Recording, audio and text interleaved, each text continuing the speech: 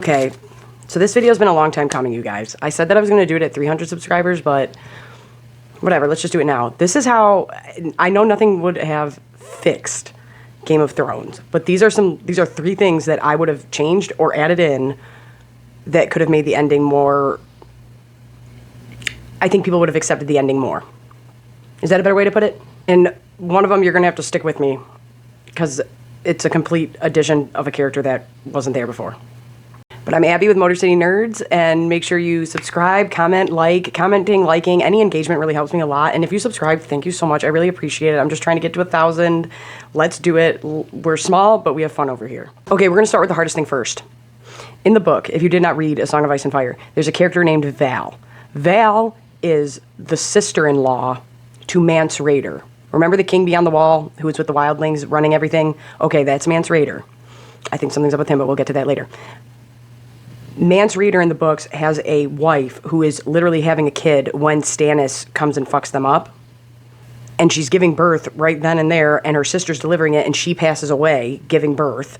And the sister takes the baby to take care of. So this is Mance's son. That's who Melisandre, the Red Woman, wants to burn at the stake to fix things, not Shireen. When she burned Stannis' daughter alive, okay, that's what she's trying to do in the books, but with this baby. And because it's the king beyond the wall, so this baby has king's blood, yada, yada, yada. So, and I think that Gilly is a great character. She often gets overlooked, but I was just talking about this in my Final Fantasy X stream. Like, I appreciate a character whose strength is not perceived as just brawn, you know what I mean? And not just cunning. I mean, like, a mother's strength, like Cersei, and, like, you know what I mean? Like, that being kind and gentle is not a weakness. Like, that is a strength you can have. Not just that, but, like, being a mom is don't fuck with moms, man. I'm telling you, my mom, I tell people this all the time, when she reminds me of Molly Weasley and Cersei Lannister put together, where she's the greatest. I'm very lucky. My mom loves being a mom, and I'm very blessed for that. I know not everybody has that, but I know that my mom could do some heinous shit and not bat an eye if somebody hurt us. And that's what Gilly has, especially in the books, because what happens is Jon Snow is running the Night's Watch, and he's like, okay, you just had a baby. She's trying to burn this baby. I need you to flip-flop them, and when you go south with Sam, you're going to take Mance's baby, and this one's going to stay here, and we're going to pretend like that's his kid. Sam doesn't know about it. So this is going to be like a big, I think it's going to be an issue. Well, obviously, it's going to be an issue in the book. I think it's going to be a huge betrayal to Sam.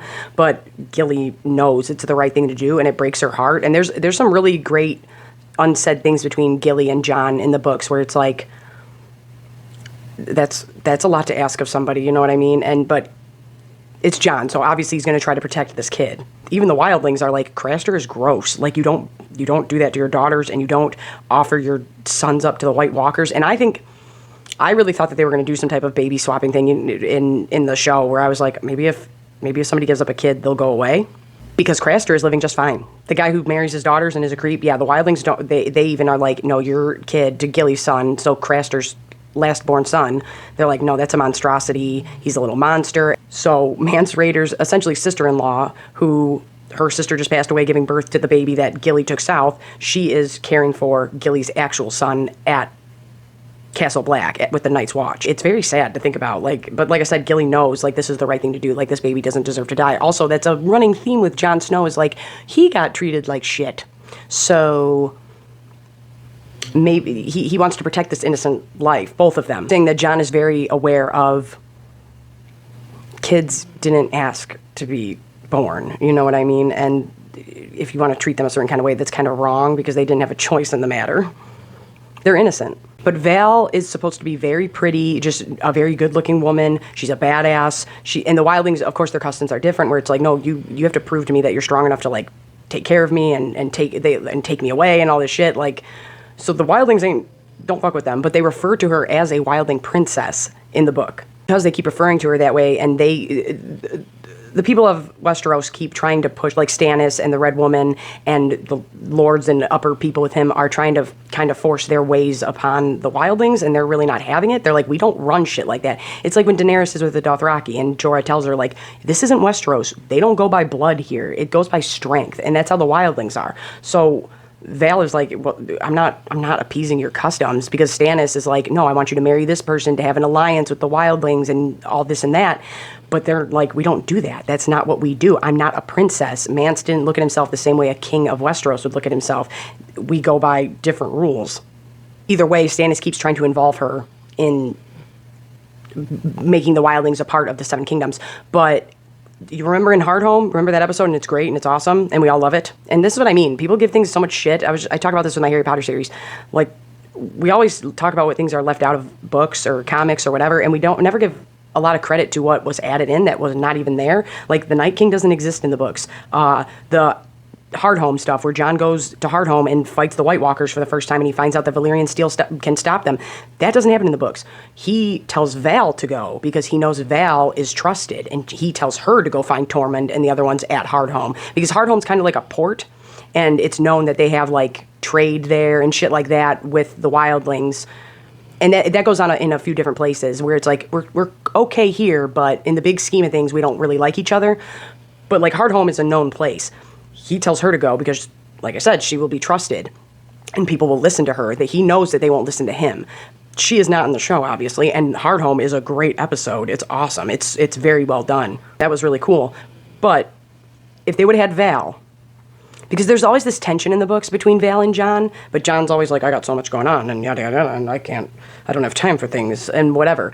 They kind of insinuate like they kind of have a crush on each other. I kind of always thought like Jon will eventually end up with Val, and whether or not they're married or whatever you want to call it, that will be the alliance that will bring the wildlings into the fold eventually, like at the very end. I don't mean right away. I mean, I just think maybe down the line Jon might end up with Val. It's never explicitly said, but I always kind of took it like, oh, you you acknowledge the fact that you're both very good looking and you thought about it, is what I'm saying. They kept the baby swapping out. The baby swapping and everything, it's a lot. It's a lot to remember. But that's like, and it's one of the best scenes in the show, and I just want to talk about it because anytime I get a chance to talk about Maester Aemon, I will. I always really love that about Gilly in the book too. She doesn't name her son Sam. She names her son Aemon after Maester Aemon. Fucking adorable is that? It's fucking adorable because obviously he's the one like looking out for her and making sure she has work and making sure she's good at Castle Black and bending the rules for her to stay. Like, Maester Aemon's the one making moves. But in the book, Maester Aemon says, I can't let Daenerys be alone. A Targaryen alone is like the saddest thing ever, because he knows some shit might go down, and we'll get to that in a minute with Dany being alone. But yeah, he's like, that's no good. She needs to have somebody. She needs to know there's somebody. And so he goes with Sam and Gilly, but dies on the ship going south. That's when we get all the stuff between him and the baby, and him taking care of the baby, and it's super sweet. And I really love that scene. I'm glad that they gave him scenes with the baby in the show, even though it was different. And when he says, I dreamt I was young, and he is referring to Egg in the show when he says that about the baby, he's talking about Duncan Egg, that Egg, the one that I keep saying they should make a show about, Aegon the Fifth. That's his younger brother. Maester Aemon didn't want the crown, and so it went to his younger brother, Egg.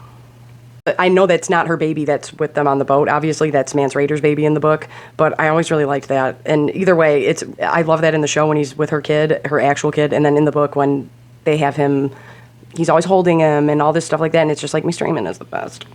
Yeah, keep Val in the back of your head. She's the wildling princess, super pretty. Her and Jon kind of have a flirtatious thing going on, but it's never really said, and she's respected and listened to by the wildlings. Let's get to this, because this is where this shit pissed me off. The way they did Barristan the Bold, Barristan Selmy, okay, stay with me. Do you remember the old man who was in the Kingsguard, who Joffrey kicks out? And he says, I could still cut through all of you like a cake. Like, I'll cut through all 7 of you if I fucking wanted to. Barristan the Bold is like the greatest living swordsman ever, even though he's old. He's the shit. He's awesome. Barristan the Bold is awesome. And the way they did him in the show was fucking dirty. He dies in an alleyway after like 2 people attack him who are like Sons of the Harpy, which means they're probably not even trained fighters or anything. It's some bullshit is what it is. But what they should have done, they should have kept Barristan alive. Because if you remember, Barristan Selmy, all he wants, he knew Rhaegar Targaryen, he guarded Aerys Targaryen, but he was tight with Rhaegar. He was tight with Dany's brother, and he was Kingsguard to them, and he was Kingsguard to Robert Baratheon. That's all. He's like the most noble, I'm a knight character in the series, and he's still alive in the books. He's like training people to guard Daenerys because he knows he's getting old, but we're not going to get into that right now. We're just going to talk about how they did him dirty, and they should have kept him alive because in the first season, he's talking mad shit to Jaime Lannister, and he's like, oh yeah, you killed your king, and that's fucking gross, and your honor sucks, yada, yada, yada. He's calling him the Kingslayer, and he's saying all this shit. But if we would have kept him alive, and all he wanted was to serve with pride and serve the right ruler and find the rightful heir to the Iron Throne and find the right Targaryen to protect, if we would have let him get to King's Landing and he watches this city burn and he watches it fall apart and he realizes, I fucking fucked up. I fucked up. I picked the wrong fucking side. Only that, if we would have had him kill Daenerys in the throne room and had him become the Queenslayer, after talking all that shit, saying like, no, you should have stuck to your vows, you're the Kingslayer, your honor is shit, and then you have to do that same exact thing because you know it's the right thing to do, it would have emotionally hit better. I think the issue with, one, Kit Harington married the woman who played Ygritte. They had, obviously they had great chemistry. They had great chemistry on screen and they had great chemistry off screen, and it shows. I just don't think that they gave us enough time of, even if they're, and I'm not saying Emilia Clarke and Kit Harington didn't have chemistry. They did. But you didn't give us enough time with these characters, so it was more like, okay, the guy I banged a couple times and then I found out I was related to, so he stopped and we never really became a thing, killed me. Okay. We were talking and then there was a war and there was a lot going on. Like, how tight did you get? You know what I mean? We would have had Barristan do it. It would have hit. It would have hit harder. It would have hit emotionally harder to the audience. Like I said, I'm not saying that this is what people would have wanted. I'm not saying this is what people would have liked. I'm saying it would have worked better. Now, I think they should have put, and I know everybody says this, it was rushed, but they didn't sign up to finish this series. Go back and watch all those original interviews with George R. R. Martin in them. He kept saying, I'll have the series done, I'll have the series done, I'll have the series done. And I'm not saying that it would have been perfect, and I'm not saying that they were perfect, but a lot of people work on things, and you can't just blame it on one person or two showrunners. Like, yes, they have a big hand in it, but so did George R. R. Martin. Because if I go, okay, here, now I have this much material and this much material and this much material to go off of to write something, we're good. Okay, but then I don't have that. So now we're trying to make it work. And not only are we trying to make it work, you won't give us the exact answers. You're just giving us, we went from having full-on novels of information to having fucking bullet points. That is very different. I said, do I think that they would have handled it perfectly even then? Probably not. But I don't understand when people just blame the showrunners 100%, because I'm like, no, I'm not saying I loved it either, but come on now. Yeah, if they would have had Barristan become the Queenslayer and killed Daenerys, I think it would have emotionally hit better. And if we would have had one more episode, and this is what I mean here, I'm not saying it would have been perfect. I'm just saying, like, I think we would have digested it better. But if we would have had one more episode of, like, Arya and the Hound back together on the road again, but things are different, obviously. They're different people now, and glimpses of that. And then if they would have shown us Daenerys losing it more and how alone she felt more, it would have made more sense to the audience. I always thought Daenerys was going to lose it. I'm like, no. And Emilia Clarke did amazing, because I was like, when I saw the title of The Bells, I was like, oh shit.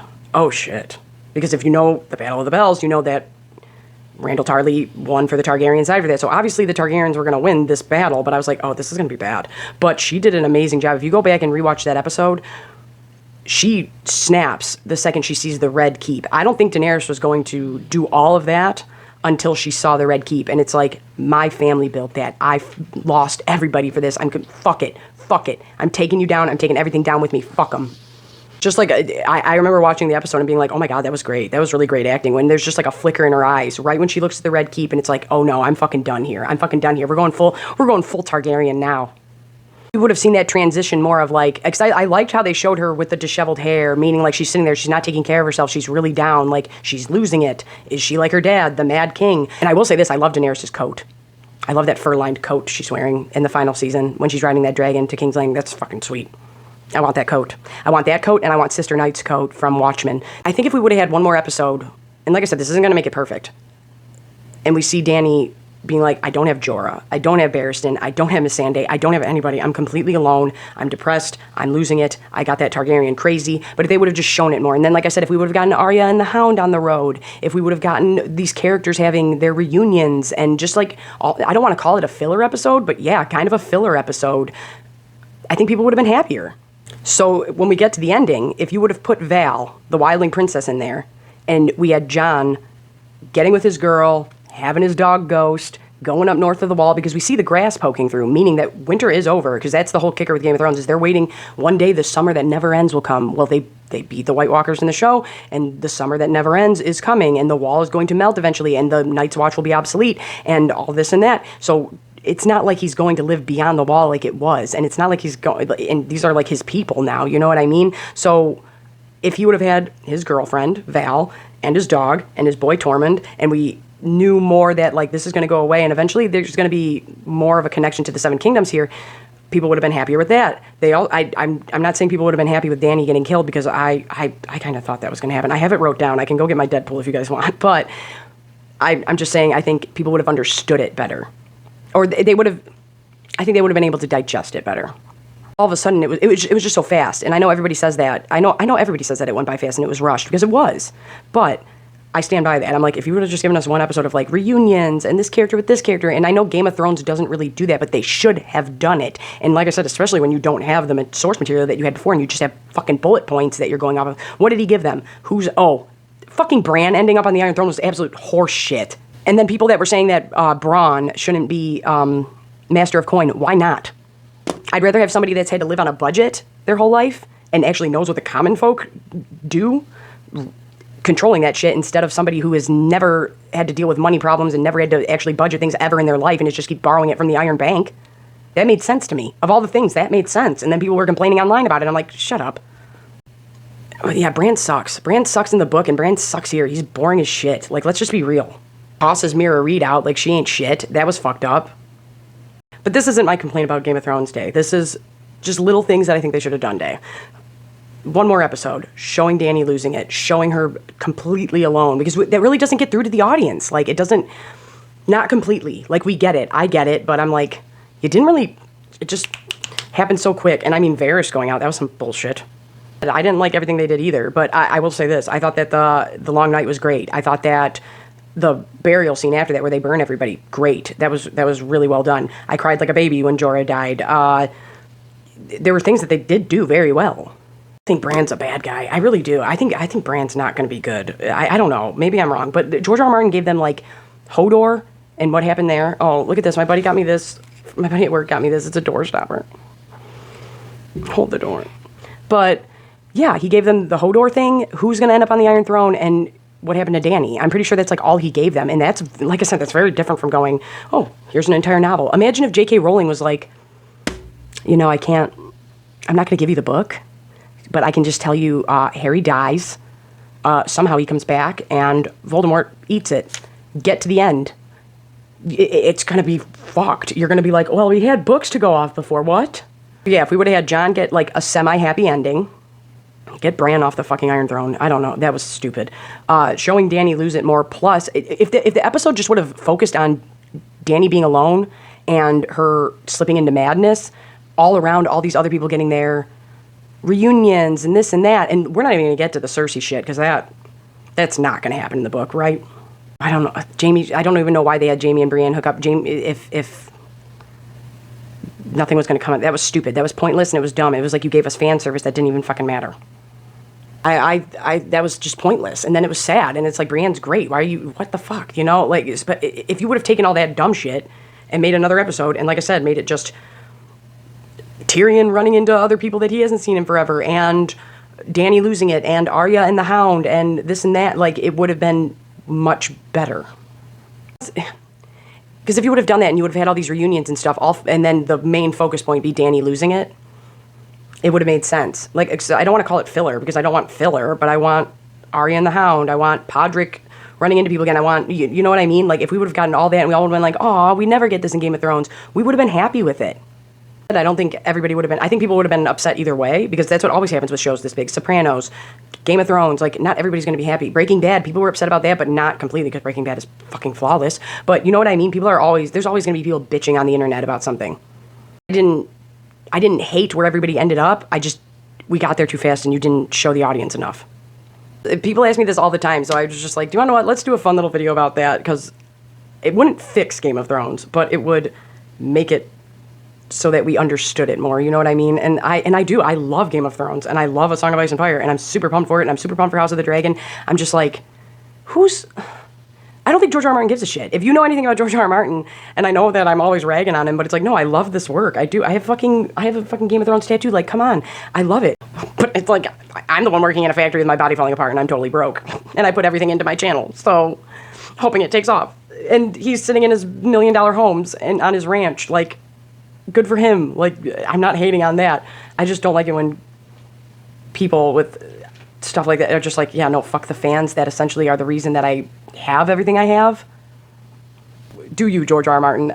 I'm just critiquing some of your behavior. That's all. I don't know if he's a bad human or not, but what I really think is that he got really salty, that somewhere on some forum, someone figured out his ending and he didn't like it. And have you ever listened to George R. R. Martin talk? He talks like he's better than everybody else. He speaks in a very condescending way. I don't know if he is. I have never met the man. I don't know him. It's just my opinion. But he comes off in a very condescending, I'm smarter than you type of way.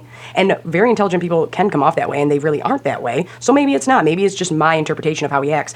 But I do feel that way. And I think that he thought, I'm smarter than everybody, and nobody will figure out my ending. And somebody did. Some fucking punk-ass fan on Reddit or some shit or Twitter figured out your ending. You didn't like it. And so you went, I'm not going to be affiliated with however they get to the ending of the show because I don't want to give them the satisfaction. That's kind of how it comes off to me. And like I said, I fucking love this shit. I do. I love his product. I love his story. It's great. I love the books. I love the show. I do. But I think that's messed up to do to your fans. That's how I would have fixed Game of Thrones. Have one more episode in there of reunions and stuff we wanted to see. Don't have Jaime and Brienne hook up. Show Daenerys really losing it. She's really alone. She doesn't have anybody she can turn to. She doesn't have anybody she can trust. And she's been fucked over a lot. Like, Daenerys did not have it easy, you know what I mean? So it's like, she don't have no one. She's got her dragons and Grey Worm. That's all she has now. And show her losing it. Show her snapping. Then at the end, have Jon maybe not end up in the Seven Kingdoms, maybe not end up at home, but ends up with his girlfriend, his buddy, and his dog. What else do you need? And we all would have loved to see Arya and the Hound back together. Just like before. No, I'll definitely add pictures and stuff in of the characters, that way you know who I'm talking about, but if they would have added Val in, Jon got his little happy ending, semi-happy, you know what I mean? Fuck Bran. And Daenerys really losing it, a bunch of reunions that we all wanted to see, a bunch of, don't have Jaime and Brienne get together, have her get with Tormund, I mean, give the fans something, and then have Barristan be the one to kill her, not Jon. It would have, like I said, it would have came full circle, it would have worked, and I really like that. Keep Barristan alive. Have him become the Queen Slayer. The one thing that he was talking mad shit about. But yeah, this is just me. Whenever I do my Game of Thrones videos, I just go off on tangents and I'm nerding out, and I just hope you guys appreciate them. But remember to subscribe, comment, like. It really helps me out. Sharing really helps. And if you have a friend that's doing something like this, like, I'm not even just me, I'm just saying, like, in your life, just so you guys know, like, liking, commenting, all that stuff, like, really helps somebody. So whether it's music, podcasts, YouTube, Twitch, it's free. It's free to leave a comment. It's free to like. It's free to dislike. It's free to subscribe. Like, I'm not saying you have to do that. I don't want anybody to do nothing they don't want to. But, you know, it is. And it's very helpful. And I really appreciate everybody being here. I really do. I can't believe that I'm almost at 400. I started this, like, almost exactly a year ago. And I love doing it. Check out my Tywin Lannister video, my Corlys Velaryon video, my Robert Baratheon video. Because Robert Baratheon is the shit, too. House Baratheon all day. Ours is the Fury.